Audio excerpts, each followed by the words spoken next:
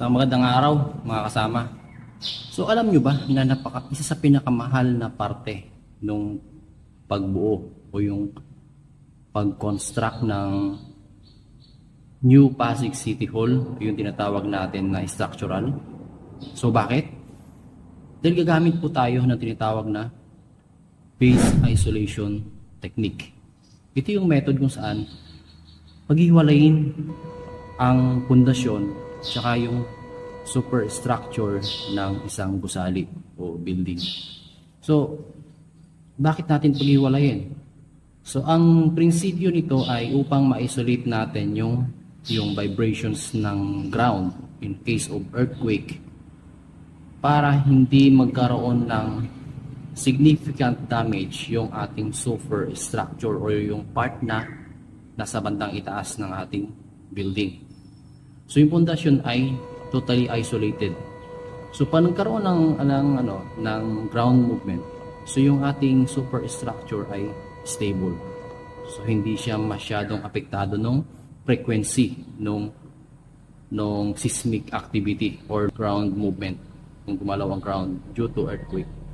So lalo na kung ang iyong lugar ay napakalapit sa fault line tulad ng Pasig City Hall. So malapit na po tayo sa fault line. So napakadelikado po. Kaya po gumamit sila ng base isolation method. So ito po yung pag-uusapan natin. Tara! Magandang hapon po sa ating lahat. Ako po si Isaac David, isang civil engineer. They call me Bong. Friends call me Bong. So you can call me Bong. Bong David. So, pinresenta po ni Architect Royal kanina yung architecture ng proyekto.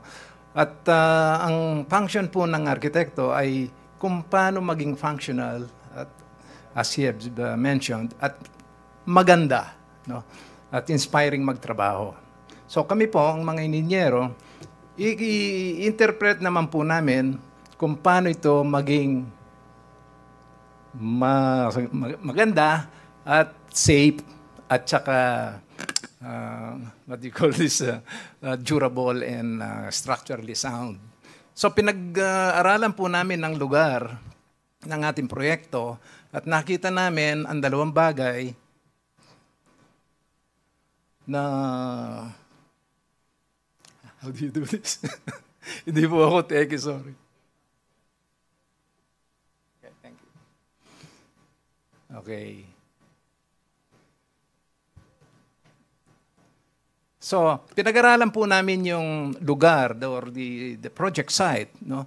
At base dun sa aming research na due diligence, because that's part of the requirement of the Bids and Awards Committee, that for the bidder to conduct its own due diligence. So pag-aaralan po namin yon at ang nakita namin na ang ating proyekto is about 1.5 kilometers away from the West Valley Fault Line. No? Sa aming mga ininyero sa design, kapag po ang isang proyekto ay within 2 kilometers from the fault line, para kang, pag dinidesign, ay para kang nasa gilid ng fault line. Ganun po ang ang rule. No? So, base din po dun sa research, ang lugar natin, because of its proximity to the Pasig River, ang foundation po is it is highly liquefiable, ang sabi nila ng mga eksperto. So, ang ano pong ibig sabihin nun? So, 36 meters po, down from the ground, down, ay para pong gulaman, ang mangyayari, kapag nag-earthquake, magiging gulaman siya and buildings may sink.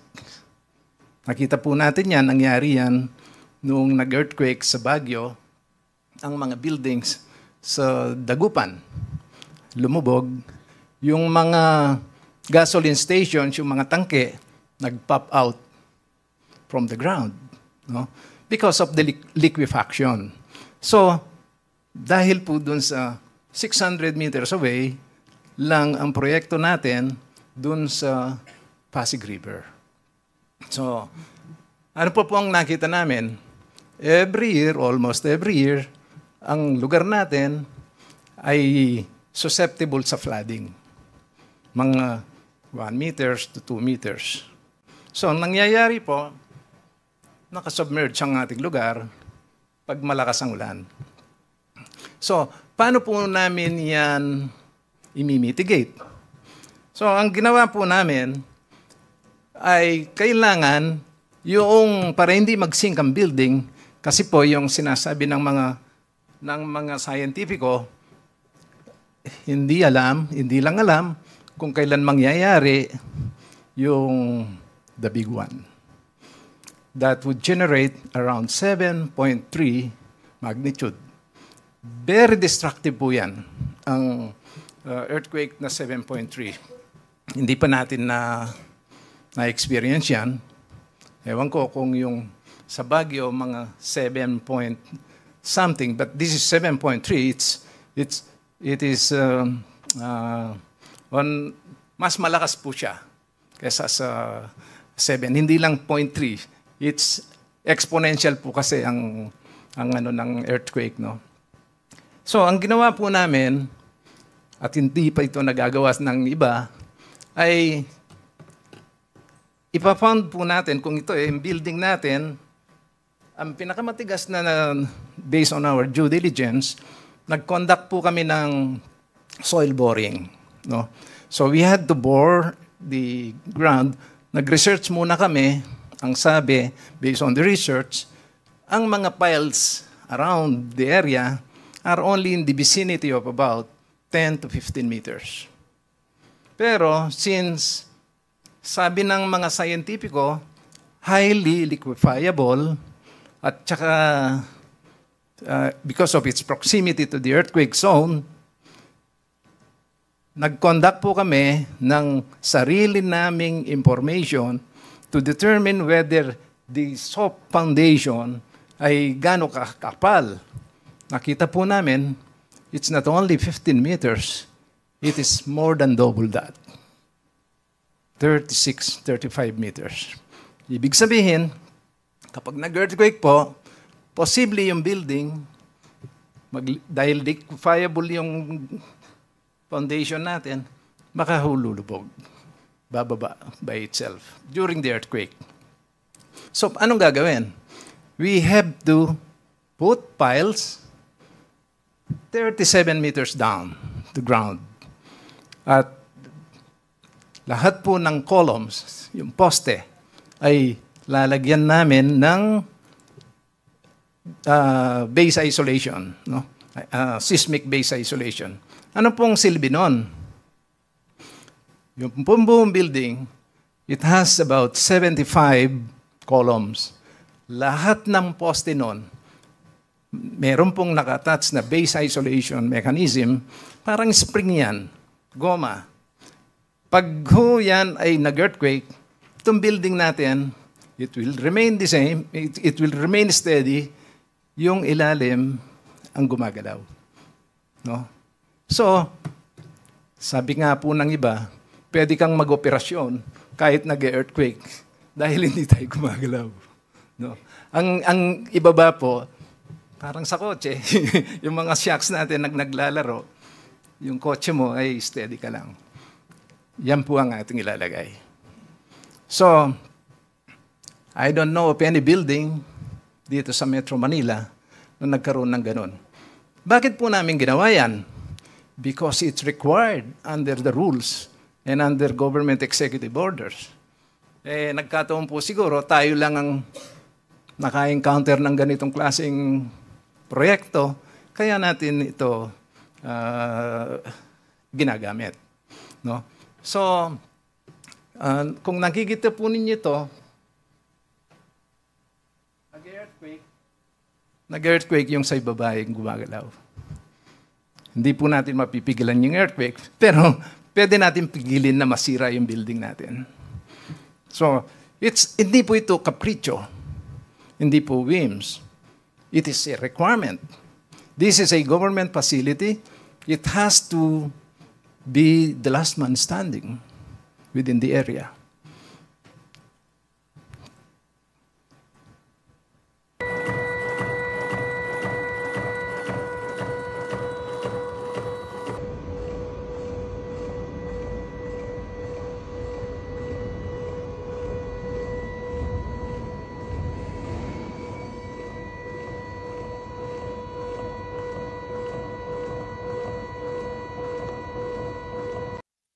The seismic isolator is made of thin steel plate and thin rubber sheet superimposed by vulcanization.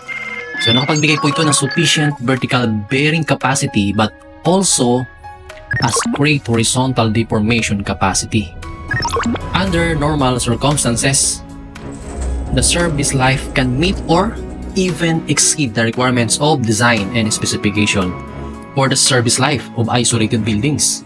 So necessary po yun. Kasi diba, dapat tumagal siya. So kaya mayroon pong mga test na kinakandak para dito to make sure na siya ay aabot doon sa service life ng mga buildings. Now let's go to the construction process. Ganito piniprepare yung base isolation system. So the positioning plate, anchor bar sleeve assembly, and the isolator. The lower pier column reinforcement binding. Then ito yung installation ng positioning plate and lower connecting components niya. So this is the elevation. So itong mga leveling bars at yung mga lower pier bars are firmly fixed by lacing wire. So the distance between the top of the bar and the bottom of the locating plate is the thickness of the protective layer of the bar. So kapag naglalagay ng mga steel bars sa lower piers, so it should be staggered in positions on the connectors as much as possible. And the positioning plate should pop out of the cross center line. So sa kabuuan, yung positioning plate na yan should be located in the middle of the lower support pier. Now the top surface of the sleeve is tightly attached to the positioning plate. Connectors should be vertical. Select 2 points on the upper and lower parts of the connector and bind the main rib of the support pier by lacing wire. Only after passing the test, saka tayo pwede magbuhos.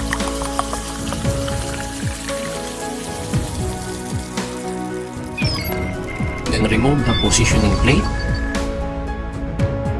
The top surface of the lower support pier column is level. Pagkatapos na mabuhusan, tatanggalin natin yung mga bolts before setting out. Remove the locating plate and re-screw the bolt into the sleeve.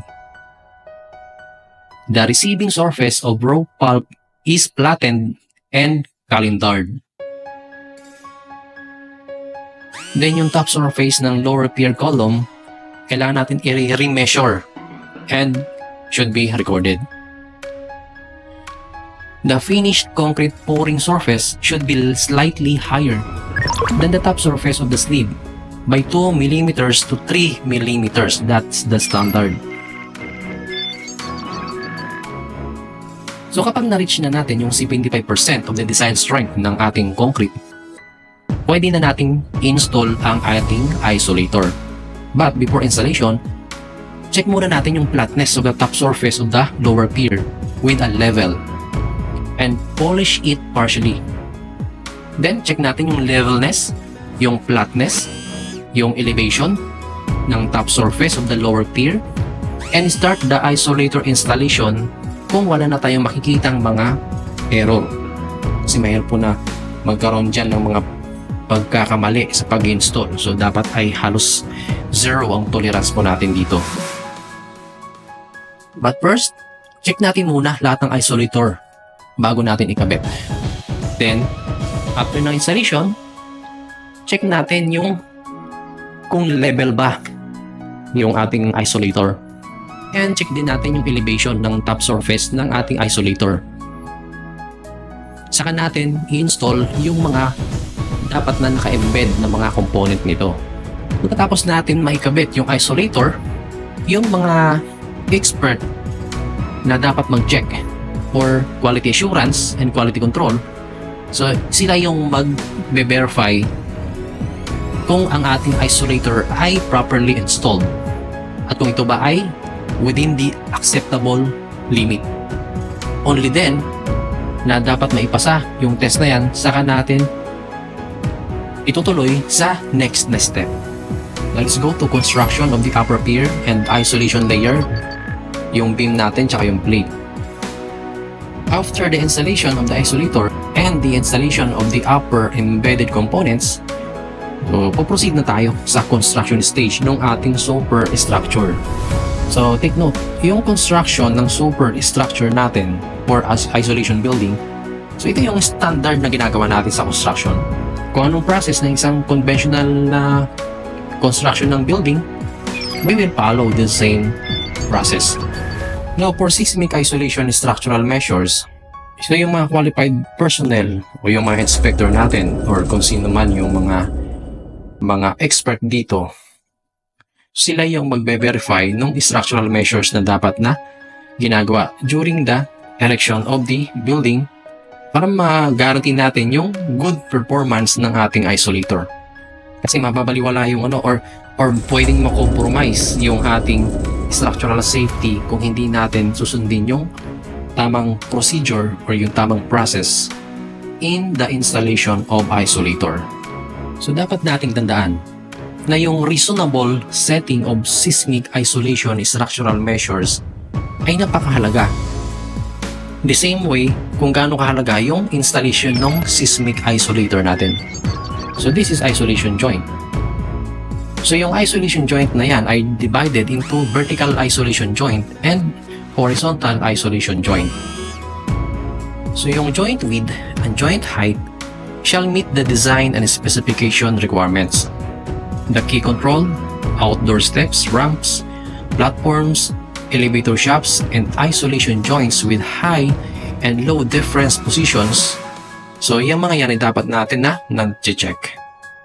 Now, for other structural measures, so we have the flexible connection. So, dapat natin i-adapt yung mga flexible connection na yan for effective measures, lalo na sa mga piping, sa mga wirings natin. So, para hindi siya ma-damage once na nagkaroon ng ground movement. So, dapat hindi ma-displace yung ating mga piping and wiring na yan whenever under earthquake action. And to ensure that the pipelines and their flexible connections will not be damaged in the event of an earthquake, flexible connection should be reserved for adequate extension length. So may mga, kaya kita nyo naka-bend, may mga pasobra yan. So in case na gumalaw, hindi madadamage yung ating mga flexible connections. And lightning protection ground should be provided. So the lightning protection cable passing through the isolator should be flexibly connected and reserved for sufficient extension length. Now for isolator fire prevention measures. So when the isolation story is set in the using space with fire resistance requirements, so yung isolator natin and other components should take corresponding fire prevention measures. So that's according to the fire resistance grade of the used space. So kung ano yung requirement natin sa fire, so let's implement it diligently as to standard for us to have a safe building. Okay. Now na na-explain na natin kung ano yung base isolation system na kung saan makikita nga natin sa itatayong New Pasig City Hall and in other public buildings na gagawin or ginagawa dito sa ating bansa. So nagkaroon tayo ng idea kung ano ngayon yung itsura or ano ba yung sinasabi na yan ng base isolation method or base isolation system. So kaya napakamahal po niyan. Pero it will serve its function lalo na in conserving the properties and also in protecting lives. So, yun po yung ating discussion regarding dito sa sinatawag na base isolation system na isang mahalagang parte ng ginagawang Pasig City Hall. Okay, sana'y nakatulong po yung discussion natin. At kung may comment po kayo regarding sa ating topic or kung ano yung gusto nyong i-discuss natin next, mag-iwan lang po kayo ng mensahe dito sa baba. Okay, see you in our next topic. Bye.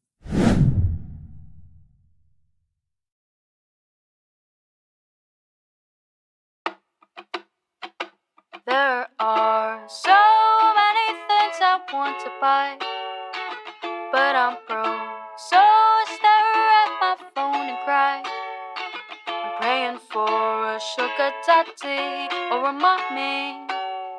Buy everything that's in my cart on Shopee. On Shopee.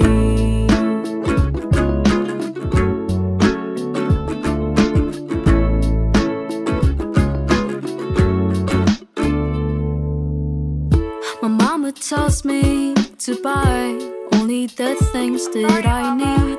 I can't help it, can't stop scrolling. Now I'm in a liking spree. My Shopee Pay balance is zero, sometimes even a piece of. I guess I'll use COD so my parents would pay for me. La la da da da da. I'm a Capricorn, but I'm so impractical. La da da da da da. Doesn't matter, I'm a shopping animal.